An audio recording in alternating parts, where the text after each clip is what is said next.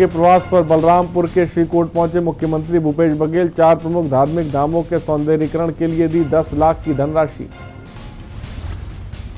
Corona के south Africa और Brazil variant की भारत में एंट्री। 2 वेरिएंट के अभी तक 5 मामले आए सामने।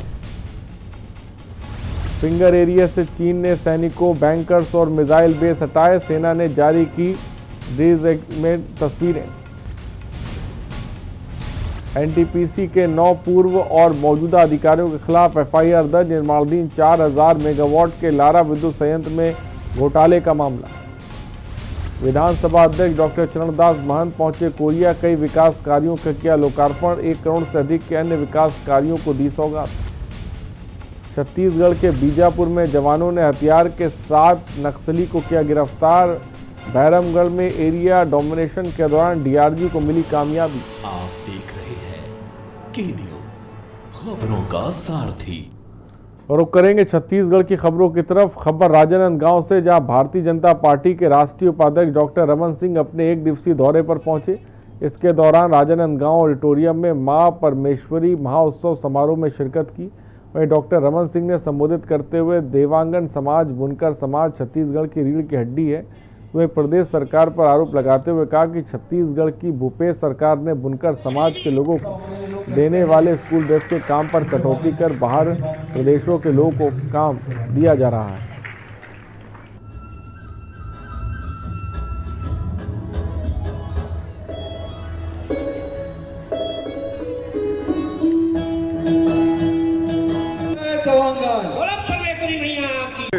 राजनांदगांव जिला स्तरीय मां परमेश्वरी जयंती में उपस्थित होने का अवसर मिला और समाज बहुत ही उत्साह के साथ मां परमेश्वरी जयंती का आयोजन करता है। पूरे समाज के सभी छोटे से बड़े सदस्य शामिल होते हैं और समाज की एकजुटता है कि आज समाज और समाज से निकलकर लोग न केवल आगे बढ़ रहे हैं बल्कि शिक्षा और अन्य क्षेत्रों में भी काम कर रहे हैं। खबर कोटा गांव से, जहां जिला मुख्यालय में माता परमेश्वरी जयंती पर देवांगन समाज ने शोभा यात्रा निकाली। वहीं शोभा यात्रा नगर के चौपाटी मैदान से प्रारंभ होकर नेशनल हाईवे होते हुए गांधी वार्ड तक निकाली गई, जिसके बाद माता परमेश्वरी की पूजा अर्चना की गई।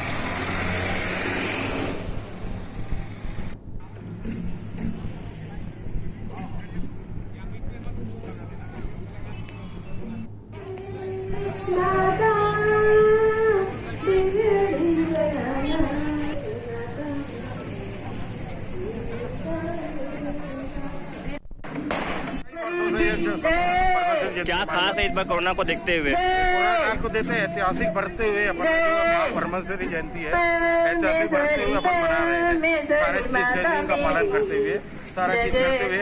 अब ये देवी का है, अपनी देवी है, इसका मनाया जाना है और इस समय इसलिए हम लोग सारा चीज देखते हुए अपन काम कर रहे हैं। में बड़ी संख्या में चिटफंड निवेशक और अभिकर्ता ने कलेक्ट्रेट पहुंचकर ज्ञापन सौंपा, जिसमें निवेश की गई लगभग 50 करोड़ से अधिक की रकम न मिल पाने को लेकर अब निवेशकों का सब्र जवाब देने लगा है।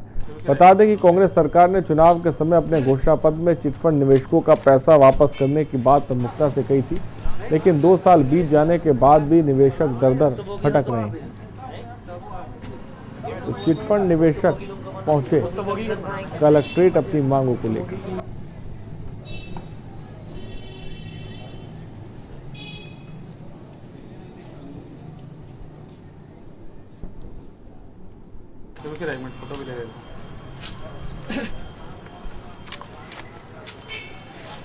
चिटफंड कंपनियां जो है छत्तीसगढ़ में बहुत लंबे समय से संचालित रहा और लाखों लोगों का करोड़ों अरबों रुपए पैसा चिटफंड कंपनियों से लूटा गया है, जिसके लिए हम छत्तीसगढ़ अभिकर्ता उपभोक्ता सेवा संघ के माध्यम से लगातार 5 वर्ष से संघर्षरत हैं।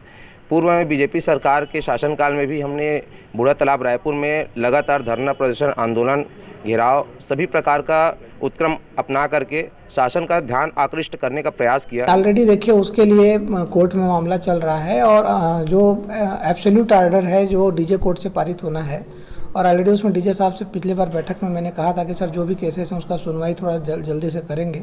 तो जब तक उसका मतलब कुर्क नहीं होगा ज़मीन का और जब तक वो पैसा नहीं आएगा तब तक जो निवेशक हैं उनके खाते में पैसे की वापसी। खबर धमतरी से, जहां महानदी और पैरी नदी रेत माफियाओं के लिए गोरख धंधे का केंद्र बिंदु है। आंकड़ों की माने तो जिले की रेत खदानों में रेत का खनन बीजेपी शासन के 15 सालों में नहीं हुआ था, उसने कहीं ज्यादा वर्तमान सरकार के 2 साल में हो गया है। वहीं कलेक्टर जेपी मौर्य ने बताया कि खदान में 2-3 बार कार्रवाई की जा चुकी है, जिसमें गाड़ी भी जब्त की जा चुकी है। खदान को लेकर ग्रामीणों और ठेकेदार के बीच आपसी विवाद का मामला बताया जा रहा है।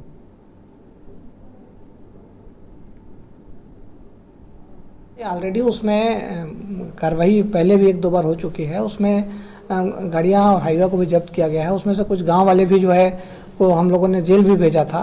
तो वहाँ पर जो भी लगातार खनिज विभाग से जो हम लोग कार्रवाई कर रहे हैं, लेकिन मुझे ऐसा लगता है कि वहाँ पर विषय कुछ पर्सनल लेवल पर हो गया है। कुछ रेत खदान संचालक और कुछ लोगों के बीच में आए दिन कुछ न कुछ वहाँ पर समस्या आ रही है, और मैं माइनिंग डिपार्टमेंट के और सारे लोगों को वहाँ पर भेजकर जो भी उसका निराकरण समय समय पर करवा रहा हूँ उसमें। लेकिन मुझे ऐसा लग रहा है कि कुछ वहाँ पर्सनल लेवल की चीज़ें चल रही हैं लगातार।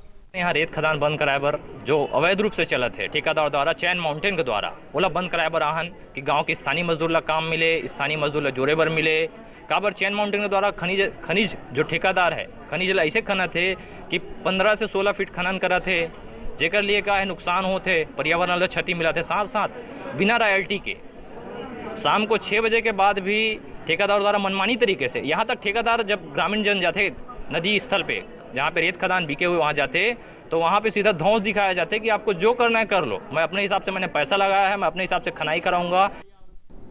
खबर मुंगेली से, जहां जिले में कोविड वैक्सीनेशन ने रफ्तार पकड़ ली। पहले चरण में फ्रंटलाइन वर्कर, स्वास्थ्य अधिकारी, कर्मचारियों के साथ जिले में 700 से अधिक वैक्सीन हो चुका है। वैक्सीनेशन के द्वितीय चरण में पुलिस और प्रशासनिक अधिकारी कर्मचारी को कोविड वैक्सीन लग रही है। वहीं कलेक्ट्रेट PS एल्मा ने वैक्सीन लगवाने के बाद मीडिया से वैक्सीनेशन के अनुभव साझा किए। हाँ, अभी जो हम लोगों ने फ्रंट लाइन के जितने भी वर्कर हैं उसमें पहले हेल्थ डिपार्टमेंट का, फिर WCD का, उसके बाद पुलिस डिपार्टमेंट का चल रहा था, और इसके साथ साथ आज रेवेन्यू डिपार्टमेंट के जितने भी अमला है उनको शुरुआत की गई है। ज़िले में लगभग 6,995 लोगों को चिन्हांकित, जो 4 डिपार्टमेंट के फ्रंट लाइन के वर्कर हैं उनको शुरुआत की गई है, और 2 डिपार्टमेंट कर विशेषकर हेल्थ और WCD के दूसरी चरण के भी वैक्सीनेशन 13 तारीख से शुरू हुई है, और उसमें जो पहले वैक्सीनेशन में छूट गए थे उसको द्वितीय चरण में भी उनको प्रथम वैक्सीनेशन, और जो पहले प्रथम लगाए थे उनको द्वितीय वैक्सीनेशन की जा रही है। स्कूल शिक्षा मंत्री डॉक्टर प्रेमसाय टेकाम ने बताया कि आज 9 से लेकर 12वीं तक की कक्षाओं को खोला गया। इस फैसले से पहले सभी ने इस पर विचार किया। उन्होंने कहा कि सभी कक्षाओं को खोलने से पहले समीक्षा बैठक करनी होगी। डॉक्टर टेकाम ने बताया कि स्कूलों में कोरोना जांच और वैक्सीनेशन के लिए वह उनकी सरकार प्रयास कर रही है। हालात सामान्य होते ही सभी कक्षाओं का संचालन शुरू किया जाएगा। जैसे कि मैंने आपको पहले बताया था कि कोविड-19 प्रोटोकॉल को फॉलो करना हमारी बहुत जिम्मेदारी है। तो पहली बात, जो भी बच्चे आते हैं सबके लिए मास्क पहनना अनिवार्य है, जो गेट पे चेक हो जाता है, देखा होगा। और गेट पे क्या है, हम लोग उनको पहले सैनिटाइजर से सैनिटाइज कर लेते हैं और उनका थर्मल स्कैनिंग हो जाती है, फिर बच्चे बैठते हैं। स्कूल आज से खोले जाएं और कोविड-19 का जो गाइडलाइन है उसकी पूरी पालन करते हुए स्कूल का संचालन किया जाए।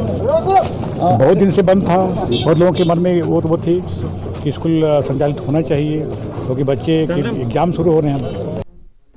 खबर बिलासपुर से, जहां गांव के पंचों की मिलीभगत से गांव में गौठान बनाने के लिए गांव वासियों के घरों को तोड़ने का मामला सामने आया।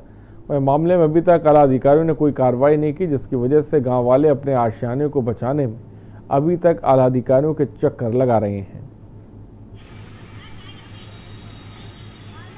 जमीन ओपन सर पर मन तोड़त है, जबकि हमन बोला धन की तोड़ना है तो शुरू ले तोड़त आवा है, तो पीछे तोड़त आवा तो बीचों भी तोड़त है। जो हमन किया था तेन में और कुछ ज़्यादा नहीं है, 5 करोड़ 6 करोड़ 10 करोड़ के हेवा सब जन के दस नान तक जिनकिला तुमन सब तोड़ा थोड़ा 5 जबकि हम बोला था कि तुमन के देखावा पड़ते जो ऊपर से आए हो तुम मला तुमन बोला था कि हम किसी से नहीं रहन, हमन पंचान हमन सरपंचान हमार मर्जी हमन तो राबो ऐसा लगता है। हम लोग निर्धन है, हमारे पास कोई हम भूमिहीन है।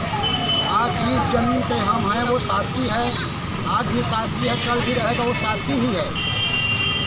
हम लोग उसमें हमारे पास ज़मीन नहीं होने के कारण हम लोग उसमें आज लगभग कोई 48 साल से, कोई 50 साल से, तो कोई 40 साल से वहाँ हम लोग सरकारी भूमि में अपना जीवन यापन कर रहे हैं। और कबीरधाम जिले के शिकारियों के लगाए करंट की चपेट में आने से एक तेंदुए की मौत हो गई। वहीं वन विभाग की टीम मौके पर पहुंचकर तेंदुए के शव को पोस्टमार्टम कराने के बाद जंगल में दाह संस्कार कर दिया गया। एक संदेही को हिरासत में लिया गया है। तेंदुए की डेथ हुई है। तुरंत मौके पे हमारी टीम गई, जिसमें मैं, एसडीओ साहब, रेंजर साहब, अधीनस्थ वन अमला था, हमारे स्थानीय वेटनरी डॉक्टर भी थे जो हमको भौरमदेव अभ्यारण्य के लिए मिले हुए हैं। तो वहाँ मौके पे जाके देखा हमने, तो प्रथम दृष्टि देखने से ऐसा लग रहा था कि तेंदुए की जो है डेथ बिजली के तार के करंट से हुई है। ये एक मादा तेंदुआ थी और लगभग 2 से 3 साल इसकी उम्र थी।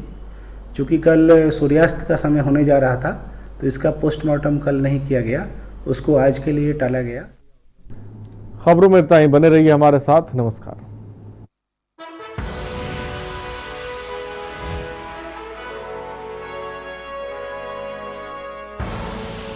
आप देख रहे हैं